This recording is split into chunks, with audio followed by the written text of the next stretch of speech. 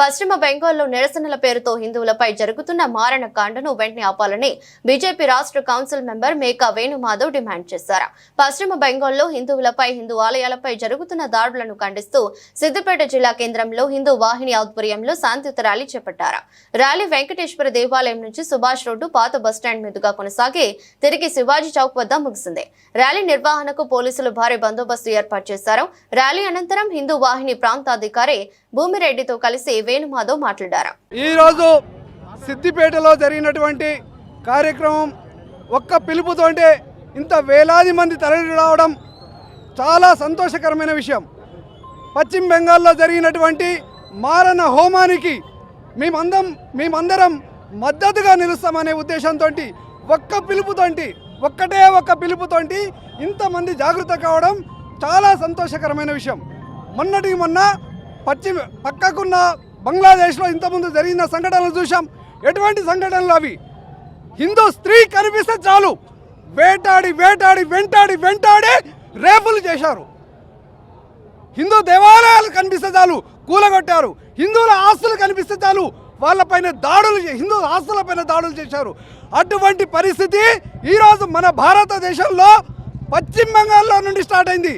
ఇంతకుముందు కేరళలో దాడులు జరిగేటి హిందువులపైన, తమిళనాడులో దాడులు జరిగేటి హిందువులపైన, ఇప్పుడు పశ్చిమ బెంగాల్లో సామూహికంగా ఏ ఇష్యూ వస్తుందా దొరుకుతుందా అనేటువంటి మూకలు కొన్ని ఉన్న కారణంగా వక్ఫ్ చట్టంకు సంబంధించినది పార్లమెంట్లో ఆమోదం పొంది ఈరోజు ముందుకు రాగానే ఆ పేరుతోటి ఒకటే తీరిగా వచ్చి హిందువులపైన దాడులు చేస్తూ వాళ్ళను ఊర్లు కాలు చేయించే ప్రయత్నం చేస్తున్నారు. వేలాది మంది వాళ్ళ ఒక సమయంలోనైతే ఒక 5 రోజుల పాపను ఒళ్ళో పెట్టుకొని ఆమె నడుస్తుంటే హృదయ విదారకంగా కనిపిస్తుంది. ఇటువంటి సంఘటనలు ఎన్నో కనిపిస్తున్నాయి. మన దేశంలో పశ్చిమ బెంగాల్లే కాదు, హైదరాబాద్లో జరిగే అవకాశాలు ఉన్నాయి, సిద్దిపేటలో జరిగే అవకాశాలు ఉన్నాయి. ఇటువంటి ఏ సంఘటన వచ్చినా కూడా మేమందరం ఉన్నాము అనే పద్ధతిలో హిందూ వాహిని తరఫున పిలుపునియగానే పార్టీలకు అతీతంగా, సంస్థలకు అతీతంగా, కులాలకు అతీతంగా అందరూ కలవడం జరిగింది. చాలా సంతోషం. భారత్ మాతాకి ఈ రోజు నాడు మన బెంగాల్లో మనం పరిశీలించినట్టయితే మన హిందువుల యొక్క బాధ ఎంతో హీనకరమైన పరిస్థితి వచ్చింది. ఎందుకంటే అక్కడ మన హిందువులందరూ కూడా మన మానాలు పోతున్నాయి, మన ప్రాణాలు పోతున్నాయి, మన దంసులు చేస్తున్నారు, ఆస్తులు దంసం చేస్తున్నారు. కాబట్టి ఇది ఎంత దురదృష్టకరం. ఆఫ్ఘనిస్తాన్ పోతే మనం బాధపడలేము, పాకిస్తాన్ పోయింది, బంగ్లాదేశ్ పోయింది, ఇట్లా మనం విభజించుకుంటుంటే కేరళ పరిస్థితి అదేవిధంగా ఉంది. సిద్దిపేట కూడా మన ఎన్నో సంఘటనలు జరిగినాయి. అవి కూడా మన దృష్టికి రాలేకపోతున్నాయి. కాబట్టి ప్రతి హిందూ కూడా ఒక హిందూ వాహిని ఒక బ్రాండర్ పైన ఒకసారి పిలిపిగానే అన్ని కులాలకు, మతాలకు, పార్టీలకు అతీతంగా రావడం జరిగింది.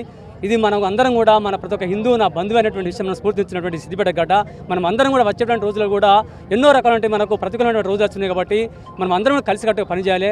మనకు మీడియా మిత్రులు మాకు సహకరించారు. దీంతో పాటు మనకు పోలీసు వాళ్ళు కూడా వ్యవస్థ కూడా మాకు సహకరించి వాళ్ళందరికీ మీడియా మిత్రుల ద్వారా పోలీసు వ్యవస్థ కూడా ప్రత్యేకంగా ధన్యవాదాలు ఇస్తున్నాము. మీడియా మిత్రులు కూడా మా యొక్క హిందూ వాహిని జిల్లా ఆర్గనైజేషన్ ప్రత్యేకంగా ధన్యవాదాలు మీ అందరికీ కూడా.